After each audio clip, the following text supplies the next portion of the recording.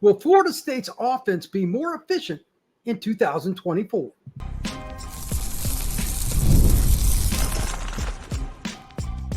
You are Locked On Seminoles, your daily podcast on the Florida State Seminoles. Part of the Locked On Podcast Network, your team every day.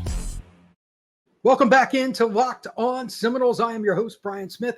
Thank you for making this your first listen each and every day. You can find us wherever you get your pods for free and on YouTube. And today's show is brought to you by FanDuel. Make every moment more as the playoffs wind down and the sports stop sportsing like we want them to. This summer, FanDuel is still hooking up everybody with a boost or a bonus daily. That's right. There's something for everyone each and every day with FanDuel.com. Make sure to check it out. Today's show is going to be about the offensive efficiency for the Noles. Last year with Jordan Travis, Jaheim Bell, Johnny Wilson, that guy named Keon, if you remember him, they've all went on to the National Football League. Trey Benson, he's also in the NFL. So why would Florida State be more efficient? Well, when you look at the numbers, you might be surprised on why that is the case. Today, I'm going to ask the question for each and every person on several different categories from last season, talk about some of this year's players, and then converse, hey, which one do you think is more likely? Florida State in 24 or 23 is going to be more efficient. So without further ado, we're going to break down the numbers, and here we go. First off, this is my number one concern of the year. I'm going to put this up front first for two reasons. Number one, if this had been a much better stat last year, Florida State would have been in a totally different scenario, and many games wouldn't have even been close. And you're going to hear me say this about 100 times on this show. Injuries cause this as much as anything else, but you got to overcome, and Florida State many times did not. What am I talking about? Third down ratio. What did they convert? Without looking at any stats, without any numbers, any NCAA statistics, or using CFB stats like I normally do, what do you think the Noles were on third downs nationally? It's probably going to surprise you. Again, think about the guys they had at the skill spots. They were loaded, but they were terrible on third down. Not bad, terrible on third down. I knew it wasn't great, but I had forgotten just how far down the list they were. Florida State only converted 36.26% of their third downs, 94th in the country. Again, Keon, Johnny, Jaheim, Jordan Travis, just by himself, his ability to scramble. You had a bevy of backs led by Benson. Like, it's unbelievable. So what happened? It's real simple. Again, it's injuries. I know that's a cop-out, that's a copium, all those things. It's still true. Florida State's offensive front was pretty good last year, but my, oh my, did they have so many guys in and out of the lineup, either playing hurt, having to sit out a game, guys moving positions, whatever it may be. It killed Florida State. And then you got to give credit to the opponents too. Let's not kid ourselves. They give out scholarships at the other ACC schools, at Florida, et cetera, et cetera. I'm not saying they don't. But if that is a healthy unit up front, especially Big Mo at center, et cetera, totally different deal. They got stuffed far too many times on 3rd 1, 3rd and 2, even 4th downs, and it cost it. So the first question is, it's safe to say they'll be better than 94. That's not a shock. But they lost all those players. Again, you're not going to just replace them. Where would you rank Florida State's offense specifically relating to third down conversions? I hope you're thinking it's higher than 36.26%. I know I am. DJ Uiagalelei is not Jordan Travis. Not saying he is. I'm going to say it's 39 to 41%, somewhere in that range, at least a little bit higher. They've got Tofili. They've got, well, quite honestly, a really good running back room. It's a little underrated, by the way, nationally. I know Florida State fans are well aware. But when you lose a guy that goes in the NFL draft at running back, people would assume you're going to take a step back. I really don't think Florida State will, but we'll talk about that more later. Rodell Williams, all those guys, they're going to do good. The key here, I think, to make it really good, and why I'm not making it even higher, the 39 to 41%, is the rumor mill isn't the greatest right now from Florida State camp at the wide receiver position. It's one of the biggest concerns coming in. I haven't heard good things or anything at all in some cases with some of the veteran receivers. Malik Benson kind of being the exception. There's some different things you're hearing about. Jalen Lucas playing some running back and slot, etc. Haven't heard enough about Hakeem yet, hoping that changes, but he's only going to be a sophomore. So by the end of fall camp, that could change. I'm holding off there. Jalen Brown, we're hearing some stuff, but where are the fifth-year guys and the kids have been around, Kentron, et cetera? Haven't heard a lot. Span, et cetera. That's a concern. If I'd heard a little more, I would go 42, 43% because I think the O-line is going to be great. I think the quarterback will at least be consistent. Last year, he played at Oregon State. Good running game, pretty good offensive line up front. They were a power passing team, meaning run the ball downhill, set up play action, and he's got a power arm. And throw it down the field, make big plays. 21 touchdowns and 7 picks. Not great, but they featured the running game. He's got more talent at Florida State. I'm not picking on the Beavers, but it's not the same deal. Finally, on this, I just think with all the players they have coming back, and there's a bunch, there'll be efficiency. And I hope, again, they like 39 is the bottom number. I'm hoping they're over 40% just because they're more efficient. Some of these other guys, Kai, et cetera, they'll have their moments. Let's see what happens. But the only reason I'm not going higher is I haven't heard good things at receiver yet. I want definitive too, not hinting around, not Norvell saying, hey, we had some good effort today. I want specific names. He stepped up. He's a guy. Norvell, that's not his style, but until I hear it, I'm going to be a little concerned. Next up, this also goes in to why Florida State was still a good offense last year. This is very backwards, but Florida State was one of the better scoring teams in the country last year. Why? Passing plays of 20 or more yards. Florida State was really good at it. You should be. Johnny Wilson, Keon, those guys are going to be getting all the attention. Even Ja'Kai in that game against Pittsburgh, when both the star guys were out, he had 115 yards receiving. Florida State feasted on teams with mid-level to deep shots. They were really good at it, arguably the best in the nation. Last year, 20-plus yard passing plays, they were 15th, 55 of them. They could have had more, but the running game was efficient, so they didn't throw it as much as some of the true passing attacks in college football. They just throw it every down. Florida State was very balanced. We'll talk about that a little bit too, but for teams that were balanced, Florida State was as good as it gets into hitting the big plays.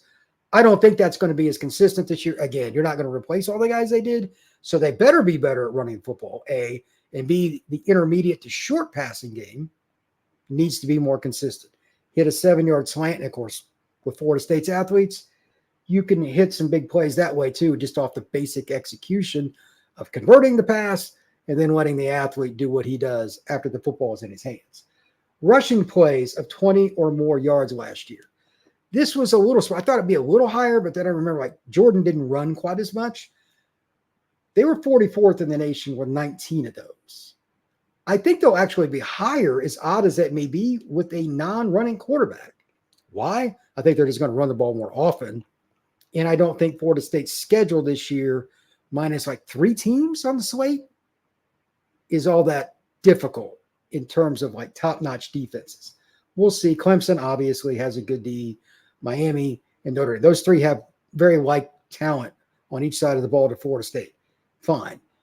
But outside of those 3, how many teams truly, from a man-to-man and depth perspective, match up with Florida State? Anybody? No. So I think that'll be a very interesting part of this. But last year, again, 19 runs of 20 or more yards. I think they'll hit over 20 this year. So Feely, Rodell, et cetera, even guys like Cam, and I'm partial. I know the guy, but as a freshman, he's not a normal guy. He's like 215, 220, and will truck you, and then he'll take it to the house. If that's your 4th or 5th back, you're going to hit some big running plays. Just saying. By the way, Jalen Lucas being used as a jack of all trades. Some of the passing plays that are listed that way are really kind of like runs. Those little pop passes where the guy goes in motion, that's counted as a pass, but that's in a lot of ways a run. Now, I mentioned a moment ago that Florida State was one of the best teams in the country with scoring. We're going to talk about that next on Locked On Seminoles and how it's going to possibly be just as good, but in a very different way. That's next here on Locked On Seminoles. I love sports. I love them so much. I never want them to stop. But as the playoffs wind down and we get fewer games, all the sports aren't being played quite like they were before. Thankfully, we're right on the cusp of the college football season. We got MLB playoffs coming up, and we've got the NFL. FanDuel will let you check it out on the app anytime you want, wherever you want. All you have to do is open the app and come up with any bets you want whenever you're in the mood. And this summer, FanDuel is hooking up all its customers with a booster or bonus daily. That's right. There's something for everyone every day, all summer long. So head over to FanDuel.com and start making the most out of your summer. FanDuel, official sports betting partner of Major League Baseball.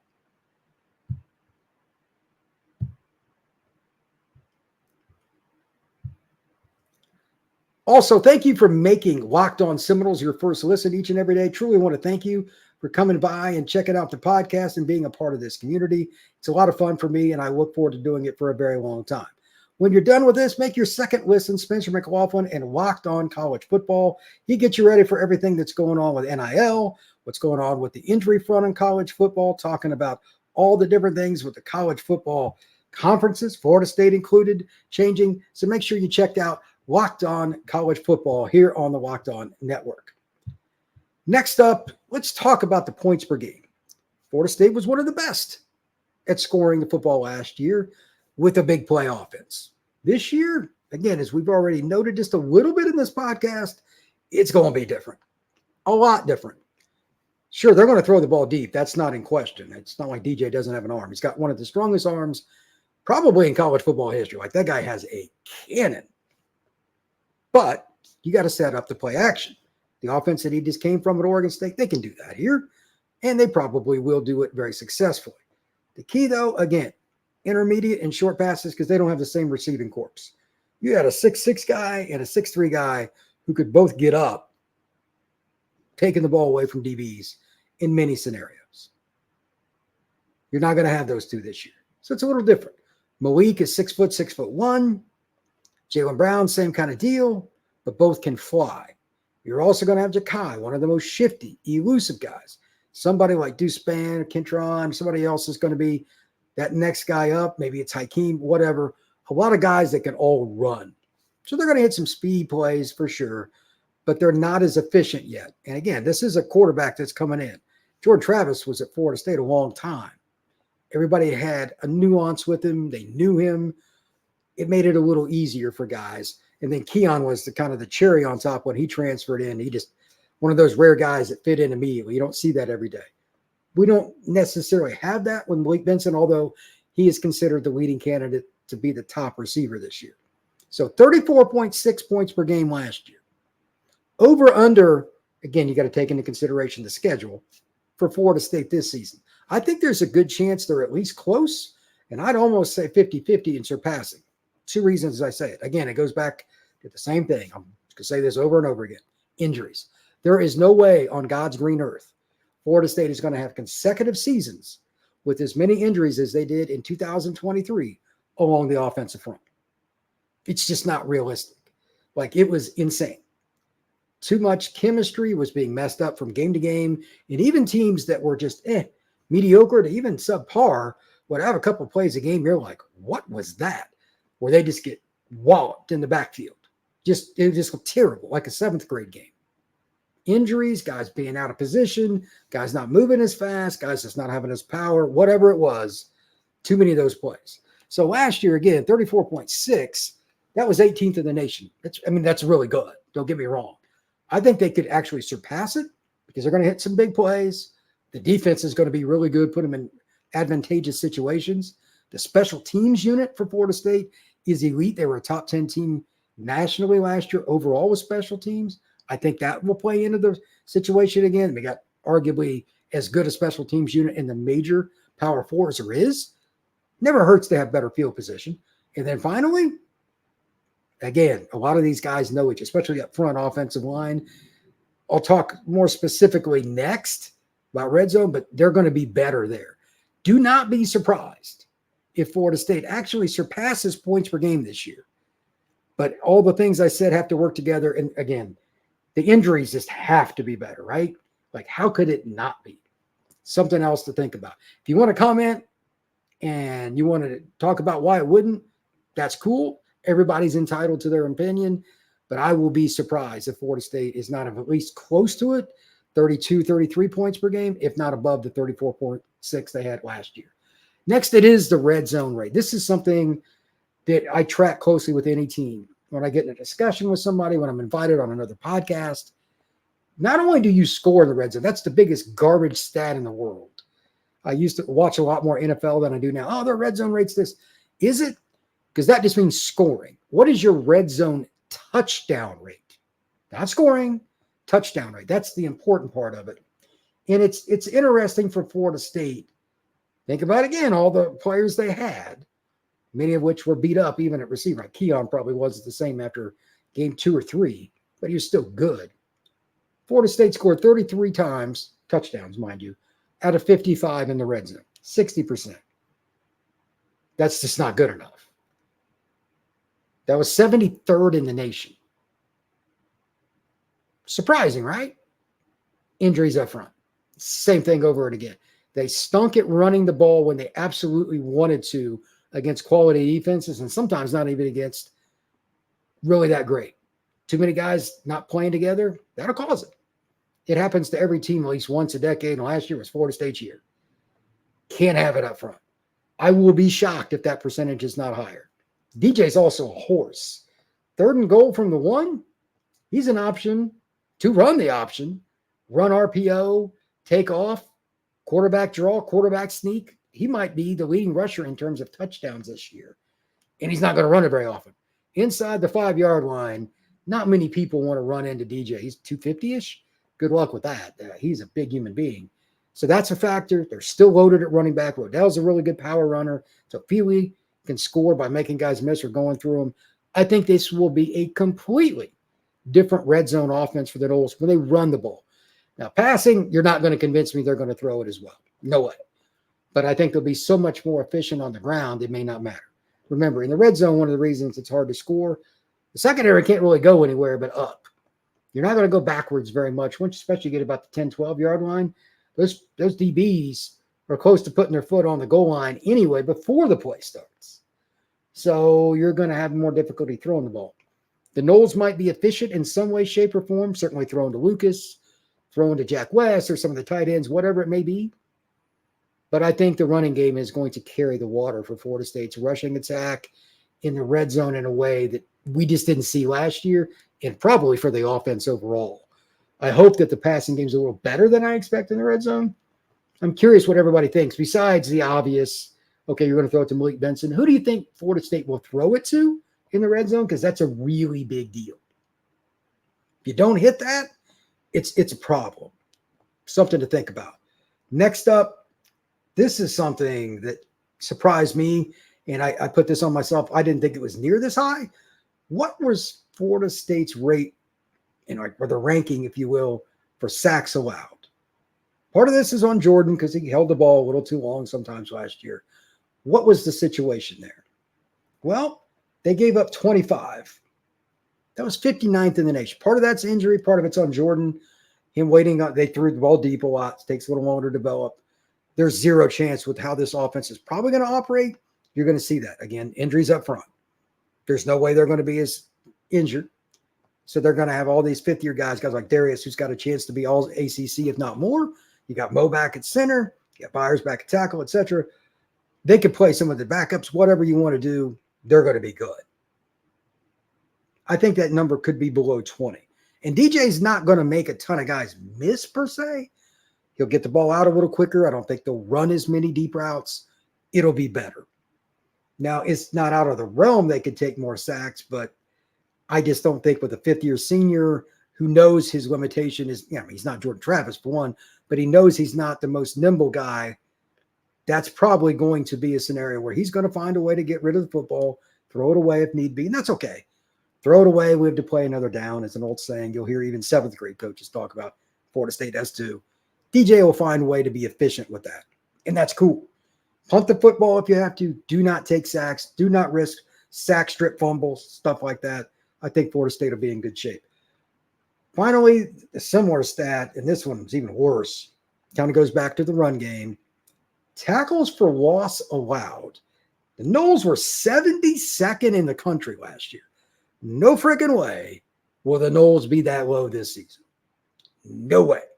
Florida State will improve, and Florida State will probably do it by a considerable margin. They had 73 plays where it was at least -1 on the carry. Good night. That is awful. You think about Florida State football, think about the chunk yardage plays and all that, but this happened too. Think about last season's team offensively. If you just took 20 of those plays away and they gained 3 yards, 2 yards, they had a few more first downs, they'd have scored over 40 points a game. Too many times drives just went in the tank because they would get stuck behind the chains. Second down run, you're in 2nd and 5, and all of a sudden it's 3rd and 7. Even with Johnny Wilson, Jaheim Bell, I don't care who you put out there. 3rd and 7 sucks for a play caller, for a coach that's trying to coach up his offensive line when the other team knows they can pin their ear. It's terrible across the board. Florida State is going to be in more 3rd and 3, 3rd and 4s than they were last year, and that's going to benefit. Again, DJ can run and get you some short yardage situation, a scramble here or there, get the sticks, make it to the sticks. And there's going to be plenty of opportunities with guys like Ja'Kai, Jalen, and then guys like Malik and Jalen, et cetera, outside. They'll figure it out. Just don't be in a situation where it's 3rd and 7. Nobody figures out 3rd and 7 consistently. So I think that's going to work out well for the Noles.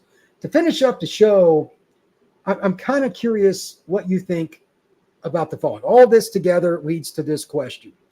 How well will Florida State play against inferior opponents? That's what we're going to talk about next on Locked On Seminoles.